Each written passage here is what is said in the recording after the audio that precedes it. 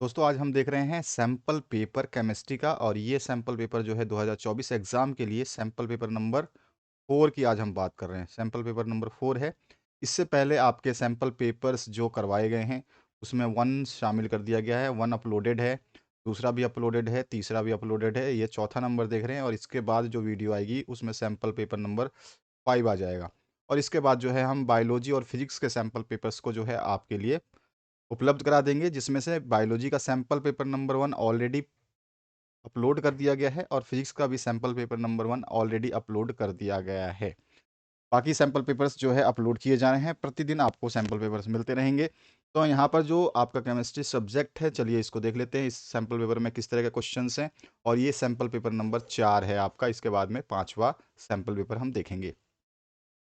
अब आ जाइए पहले क्वेश्चन की बात करें जो आपके एमसीक्यू रहते हैं। सेक्शन ए से स्टार्ट करते हैं। इसमें आपको करेक्ट ऑप्शंस को चूज करना है। सबसे पहला क्वेश्चन पूछा गया है, the unit of rate constant of zero order reaction is. तो रेट कांस्टेंट जो आपका होता है उसकी यूनिट क्या होगी जीरो ऑर्डर रिएक्शन के लिए। तो आप सभी को पता है रेट कांस्टेंट जो होता है वो क्या होता है, कंसंट्रेशन अपॉन टाइम होता है। कंसंट्रेशन अपॉन टाइम होता है, सभी को आपको पता होगा। या और हम इसको लिख सकते हैं एम अपॉन में S, capital M by S. इसमें आपका जो एम होता है ये क्या होता है, मोलैरिटी होती है, और एस जो है ये आपका 1 सेकेंड होता है। ठीक है, अगर हम रेट कांस्टेंट का यूनिट लिखना चाहें तो हमारे पास क्या हो जाएगा, के इक्वल्स टू मोल पर लीटर पर सेकेंड, ये हमारी इसकी यूनिट होती है। अब यहाँ पे ऑप्शंस चेक करें तो यहाँ पर आपको ऑप्शंस नहीं मिल रहा है, तो इसका मतलब क्या हो जाएगा, तो unit of rate constant of zero order reaction is the same as the unit of rate of reaction हो जाएगा। ठीक है, यहाँ पे बी ऑप्शन जो है आपका करेक्ट हो जाएगा। नेक्स्ट जो क्वेश्चन है उसकी बात करते हैं, the total number of different primitive unit cell is. Total number of different आपको बताने हैं परमिटिव यूनिट सेल का। परमिटिव होता है आपका यूनिट सेल और दूसरा होता है सेंटर्ड यूनिट सेल।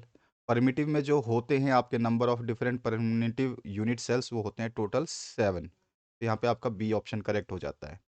नेक्स्ट जो क्वेश्चन है उसकी बात करते हैं, आर एन ए हैज़।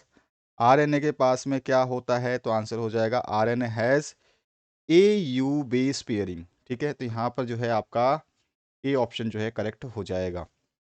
आगे बढ़ते हैं नेक्स्ट क्वेश्चन पे, which of the following is an extensive property. Extensive property इसमें से कौन सी है, तो एक्सटेंसिव प्रॉपर्टी होती है हमारी एनर्जी। एनर्जी हमेशा एक्सटेंसिव प्रॉपर्टी कहलाती है, यहाँ पे एनर्जी है इसका राइट आंसर। नेक्स्ट जो क्वेश्चन है उसकी बात करते हैं। अब यहाँ पे बोला गया है, ए solution having highest vapour pressure is. हम जानते हैं कि जो हाईएस्ट वेपर प्रेशर है ये कब होता है, हाईएस्ट वेपर प्रेशर जब होगा जब कंसंट्रेशन ऑफ सोल्यूट कैसा हो जाएगा, लो हो जाए और टेम्परेचर जो है वो हाई हो जाए। तो इसमें से कौन सा ऑप्शन सही हो जाएगा, ऑप्शन नंबर ए जो है 0.1, ये वाला हमारा जो है NaNO3 वाला जो है इसका राइट आंसर हो जाएगा। अगले क्वेश्चन की बात करते हैं। अब यहाँ पे पूछा गया आपसे, the most common oxidation state of lanthanoid is. तो मोस्ट कॉमन जो है ऑक्सीडेशन स्टेट जो होती है वो कितनी होती है, +3 की होती है। तो यहाँ पे जो है लेंथोनॉइड्स की डी ऑप्शन जो है करेक्ट हो जाएगा। नेक्स्ट जो क्वेश्चन इसमें पूछा गया, which one of the following is a linear polymer. तो लीनियर पॉलीमर जो है वो कौन सा होता है, हमारा नाइलॉन होता है। तो यहाँ पर जो है सी ऑप्शन करेक्ट हो जाएगा। नेक्स्ट जो क्वेश्चन है उसको देख लेते हैं। यहाँ पे जो बोला गया आपसे, which highly effective and cost effective nano particles are used for water purification. हम किसके नैनो पार्टिकल्स सबसे ज़्यादा जो है हाईली इफेक्टिव और कॉस्ट इफेक्टिव के लिए यूज़ करते हैं, तो हम यूज़ करते हैं सिल्वर नैनो पार्टिकल्स का। तो यहाँ पे जो है सी ऑप्शन करेक्ट हो जाएगा। नेक्स्ट जो क्वेश्चन है इसकी बात करते हैं।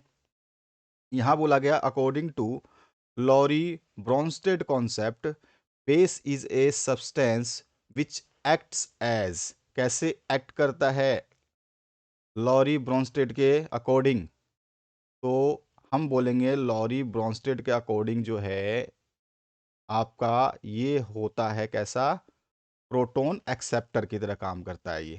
ठीक है, कैसे एक्ट करेगा ये, प्रोटॉन एक्सेप्टर के जैसा काम करेगा, यानी कि ए ऑप्शन जो है इसका करेक्ट हो जाएगा।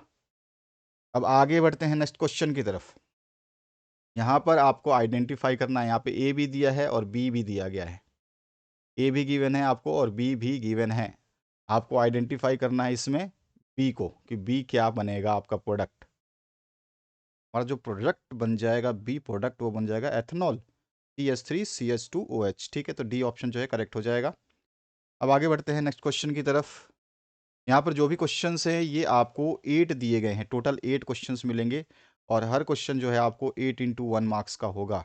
तो यानी कि आपको 8 नंबर यहाँ से देखने को मिलने वाले हैं। तो यहाँ पे 8 के 8 क्वेश्चंस आपको करने होंगे, इसमें ऑप्शंस नहीं मिलेंगे आपको। जैसे कि what is the SI unit of molar conductivity क्या होती है, तो आंसर आप देख सकते हैं यहाँ पे।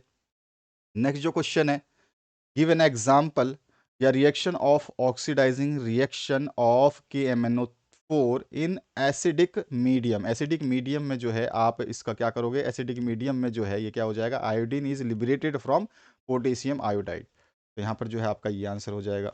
नेक्स्ट जो क्वेश्चन है उसकी बात करते हैं। थर्ड जो क्वेश्चन है, give the primary and secondary valencies of cobalt in the coordination compound दिया गया है आपको। ठीक है, तो इसमें प्राइमरी वैलेंसी कितनी है, 3 हो जाएगी, क्लियर। और सेकेंडरी में आपके 6 जो है इसके हो जाते हैं। तो इस तरह से सारे क्वेश्चंस के आंसर्स मैंने प्रोवाइड कर दिए हैं। स्टेट करना है रॉल्स लॉ को, solution for the solutions of volatile components. ठीक है, तो यहाँ पर जो है इसका आंसर भी आप देख सकते हैं। तो इस तरह से सभी क्वेश्चंस के आंसर आपके सामने हैं। इसके बाद सैम्पल पेपर नंबर 5 आपको दे दिया जाएगा। आप कोई भी सैम्पल पेपर अगर परचेस करना चाहते हैं तो उसके लिए मैं नीचे इंस्ट्रक्शंस दे दूंगा, उसको आप देख सकते हैं। उस इंस्ट्रक्शंस के अकॉर्डिंग जो है आप सैम्पल पेपर बाई कर सकते हैं। यहाँ पे नीट स्केच आपको बनाना है किसका, डीऑक्सीराइबोज एडेनिन मोनोफॉस्फेट का। ठीक है, तो इस तरह का बनेगा ये। नेक्स्ट जो क्वेश्चन है इसकी बात करते हैं। यहाँ पर रिएक्शंस दिए गए हैं, उसके हिसाब से क्वेश्चन पूछा गया आपसे। सेक्शन बी जो स्टार्ट होता है, यहाँ पर केवल आपको 8 क्वेश्चंस करने होंगे। ध्यान रखना है, आपको मात्र 8 क्वेश्चन करने होंगे। आपको क्वेश्चंस बहुत सारे मिलेंगे इसमें, तो आप कोई भी 8 क्वेश्चन जो आपको ईजी लगते हैं उसको करिएगा। आपको 2 मार्क्स देगा हर क्वेश्चन, और 2 मार्क्स मिला करके आपको 16 नंबर इस पोर्शन से, बी पोर्शन से प्राप्त हो जाएंगे। तो यहाँ पे थर्ड क्वेश्चन आप देख सकते हैं। थर्ड के बाद फोर्थ क्वेश्चन, थर्ड है आपके सामने ये रहा, और फोर्थ क्वेश्चन ये है। ठीक है, ये सारे 2-2 मार्क्स के हैं। फिर फिफ्थ क्वेश्चन है आपका, देन अगेन सिक्स्थ क्वेश्चन है आपका, और फिर सेवन्थ क्वेश्चन है। सभी के आंसर्स दे दिए हैं मैंने। फिर ये एट्थ क्वेश्चन है आपका इसी सेक्शन का। ये फिर नाइन्थ क्वेश्चन पूछा गया इसी सेक्शन में, 2-2 नंबर के हैं सारे क्वेश्चंस ये। ठीक है, इसके बाद जो नेक्स्ट है 10th क्वेश्चन, देखिए ये भी 2 मार्क्स का ही है। अगेन जो है 11th क्वेश्चन की बात करेंगे, न्यूमेरिकल है ये आपका। और यहाँ पर जो है 11th क्वेश्चन आप देख सकते हैं ये रहा, और इसका आंसर मैंने यहाँ पे दिया हुआ है। ये 2 मार्क्स के चल रहे हैं अभी क्वेश्चंस हमारे, 2 मार्क्स के हैं। 3 मार्क्स के अभी आप आगे करेंगे, सेक्शन चेंज होगा तो 3 मार्क्स के करेंगे। यहाँ 12th क्वेश्चन नंबर है आपका। इसके बाद आ जाइए नेक्स्ट क्वेश्चन की तरफ, तो ये आप कंप्लीट देख लेंगे। अब यहाँ पे जो है 13 क्वेश्चन, ये भी आपका 2 मार्क्स का ही है। अगेन जो आपका क्वेश्चन है उसकी बात करते हैं। इसमें आपसे क्या पूछा है, ए और बी बता देना इस कंपाउंड में। तो ए तो आपका क्या हो रहा है यहाँ पे, बेंजीन है जो नाइट्रेटिंग मिक्सचर हो जाएगा, और बी जो प्रोडक्ट बनेगा वो नाइट्रोबेंजीन बन जाएगा। ठीक है, और फिर ये आपका कंसनट्रेटेड HCl के साथ में, ठीक है, और NOH रहेगा तो एनिलीन बना देगा। रिएक्शंस को ध्यान रखना है आपको अच्छे तरीके से। नेक्स्ट जो क्वेश्चन है इसमें कैलकुलेट करना है pH सल्फ्यूरिक एसिड का। ठीक है, तो ये इसका आंसर हो जाएगा। तो ये सारे के सारे जो है अभी तक हमने 3 नंबर से लेकर 14 नंबर तक जितने भी क्वेश्चंस थे, ये सारे के सारे 2 मार्क्स के थे। अब हमारे क्वेश्चंस जो शुरू होते हैं यहाँ पे 3 मार्क्स के क्वेश्चंस हैं, जिसमें से फिर हमें 8 ही करने होंगे। ठीक है, ऑप्शंस मिलेंगे आपको सारे के सारे, इसमें से कोई भी 8 करने होंगे। तो 8 आप क्वेश्चंस करोगे अटेम्प्ट, तो आपको 3 मार्क्स दे करके ये 24 मार्क्स टोटल सेक्शन देगा। ठीक है, यहाँ पर 8 क्वेश्चंस करने हैं, और ये आपको 3 मार्क्स का ईच क्वेश्चन आपका रहेगा। सबसे पहले स्ट्रक्चर्स है जो आपको XeF6 का है, XeO3 का है, XeOF4 का है। तो कोई भी आपको जो है ये स्ट्रक्चर को ड्रॉ करना है, चाहे टेबुलर फॉर्म में ड्रॉ करें चाहे कैसे भी करें। तो मैंने यहाँ पे ड्रॉ कर दिया है, आप देख सकते हैं। अगला जो क्वेश्चन है 16 नंबर देखिए आप। ठीक है, ये सारे क्वेश्चंस 3 मार्क्स के चल रहे हैं अब। ये 3 मार्क्स के क्वेश्चन हैं, और जो क्वेश्चंस ईजी लगे आपको, जो समझ में आए ना कि ये ईजी है, उसी को करिएगा एग्जाम में। ज़्यादा बड़े क्वेश्चंस को हाथ नहीं लगाना है, अगर आपको अच्छी तरह से आता है तभी आप उसको करें। यहाँ पे ए और बी पार्ट पूछा गया है 17वें क्वेश्चन में, ठीक है। इसके बाद आइए नेक्स्ट क्वेश्चन पे। यहाँ पे आपका 18 नंबर जो क्वेश्चन है उसकी बात करते हैं, तो ये 18 नंबर क्वेश्चन है। 18 नंबर क्वेश्चन में आपका ये आंसर हो जाएगा। अगेन जो 19 नंबर क्वेश्चन है, इसमें भी 2 पार्ट्स पूछे गए हैं, गिरनाट रीजेंट के बारे में पूछा गया है, तो यहाँ पर 2 है आपका, ठीक है। ये दोनों पार्ट आपको करने होंगे। अगेन जो है आपका 20 नंबर क्वेश्चन की बात कर लेते हैं, तो 20 नंबर का क्वेश्चन ये है आपका 20वां नंबर।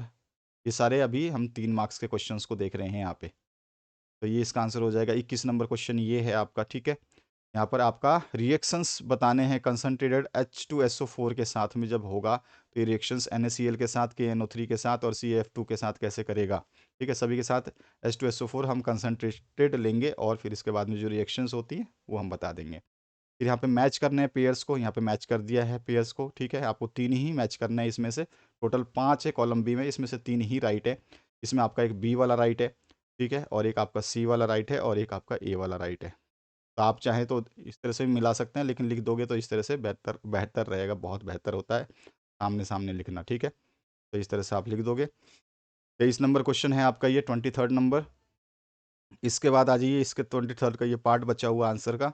24th नंबर क्वेश्चन है आपका ये, 24th का डायग्राम है ये यहाँ पर। इसके बाद आ जाइए नेक्स्ट जो 25th नंबर है ये क्वेश्चन है, और ये इसका डायग्राम भी है इसी में। 26 नंबर में 3 पार्ट पूछे गए हैं, फर्स्ट सेकंड थर्ड, तीनों पार्ट्स के आपको आंसर्स देने होंगे। तो यहाँ पे मैंने तीनों पार्ट्स के आंसर्स दे दिए हैं। नेक्स्ट जो सेक्शन डी शुरू होता है, इसमें से कोई भी मात्र 3 क्वेश्चन ही करने होंगे आपको। ओनली 3 क्वेश्चंस अटेम्प्ट करेंगे आप, और हर क्वेश्चन जो है 3 क्वेश्चन जो है, ईच क्वेश्चन आपको 4 मार्क्स का पूछा जाएगा, यानी कि आपको यहाँ से 12 मार्क्स मिलने वाले हैं टोटल। 3 क्वेश्चंस अटेम्प्ट करेंगे आप, तो 4 मार्क्स का एक क्वेश्चन है यहाँ पे। यहाँ पे 27 से लेके 31 तक कोई भी आपको 3 ही अटेम्प्ट करने हैं, 27 से लेके 31 तक में। तो 27 नंबर में 2 पार्ट है, आप चाहें तो ये कर सकते हैं फर्स्ट पार्ट को, और इसके बाद जो है सेकंड पार्ट यहाँ पे दे दिया है हमने। 28 नंबर में जो है 3 पार्ट है, आपको ये तीनों पार्ट को करना है, तो 3 पार्ट आप देख सकते हैं। फर्स्ट पार्ट ये रहा, देन अगेन सेकंड पार्ट ये रहा, और थर्ड पार्ट नीचे ये रहा। 29th नंबर जो क्वेश्चन है, इसमें आपको डिस्कस कर देना है SN2 mechanism of methyl bromide using aqueous KOH के साथ में। तो यहाँ पे हम सारे इसके स्टेप्स लिख देंगे, ठीक है। First second then third mechanism हो जाएगा रिएक्शन का, और इस तरह से ये सारे के सारे स्टेप्स हैं। तो कोई क्वेश्चन बहुत ज़्यादा लेंदी भी हो सकता है, तो आपको वही क्वेश्चंस चूज़ करने हैं जो इजीली आप जो है राइट अप कर सकें और अच्छे तरीके से उसको प्रिपेयर कर लें। यहाँ पे 30 नंबर क्वेश्चन में भी आपके जो है 2 पार्ट्स हैं। फर्स्ट पार्ट में भी आपको 2 क्वेश्चंस पूछे गए हैं, और सेकंड पार्ट जो है आपका अकेला है। अब इसी को करना है आपको, तो 30 नंबर का देख लीजिए सॉल्यूशन फर्स्ट पार्ट का, तो ए और बी पार्ट आप देख सकते हैं यहाँ पे, और सेकंड पार्ट ये रहा। इस तरह से आपका एक क्वेश्चन हो गया। और लास्ट जो क्वेश्चन है ये रहा, इसमें भी आपके 2 पार्ट पूछे गए हैं, ए और बी पार्ट में।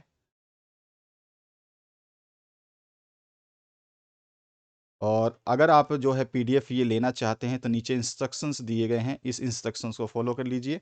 आप कोई भी आंसर पीडीएफ देख रहे हैं, जो भी आप वीडियो देख रहे हैं, उसका पीडीएफ अगर चाहिए, तो हमने वहाँ पे आपको इंस्ट्रक्शंस दिया है कि 50 रुपीज़ में आप ले सकते हैं, जीपे कर सकते हैं या फ़ोनपे कर सकते हैं। जैसे ही आप जीपे या फ़ोनपे करेंगे, आप अपना स्क्रीनशॉट भेज दें, कौन सा आपको मॉडल पेपर चाहिए या सैम्पल पेपर चाहिए, या फिर आपको प्रीवियस ईयर के क्वेश्चन पेपर्स चाहिए, तो आप जो है उसका स्क्रीनशॉट भेज दें कि सर ये थंबनेल वाला मेरे को पेपर चाहिए पीडीएफ में। तो आप थंबनेल ज़रूर करें। यूपीआई नंबर ये रहा आपके सामने, यही व्हाट्सएप नंबर है जिस पे आपको मैसेज करना है, ठीक है। तो आप जो थंबनेल है उसके हिसाब से जो है आसानी से अपने पीडीएफ को प्राप्त कर सकते हैं। बस थंबनेल का स्क्रीनशॉट भेज दीजिए, क्योंकि बहुत सारे वीडियोज़ हैं। आप प्रीवियस ईयर के क्वेश्चन पेपर्स ज़रूर पढ़िएगा, जो आपके 2020 के हैं पेपर्स मैंने सॉल्व कर रखा है, 2021 के पेपर्स जो हैं वो भी सॉल्व कर रखा है, 2022 के पेपर्स जो हैं वो भी सॉल्यूशन के साथ उपलब्ध हैं, 2023 के पेपर्स जो हैं वो भी सॉल्यूशंस के साथ उपलब्ध हैं, 2024 का तो सैम्पल पेपर्स आप देख ही रहे हैं, और जो मेन एग्ज़ाम पेपर होंगे उनको भी हम सॉल्व करेंगे। तो ये सारे पेपर्स अवेलेबल हैं इसमें। आपके रिपीटर एग्ज़ाम के भी, जो आपका जुलाई एग्ज़ाम है उसके भी पेपर्स इसमें अवेलेबल हैं। तो आप सारी प्लेलिस्ट चेक करिएगा, प्लेलिस्ट डिस्क्रिप्शन बॉक्स में भी है और यहाँ पर भी आपके सामने आती है, तो आप उसको चेक कर सकते हैं। Thank you very much, have a good day.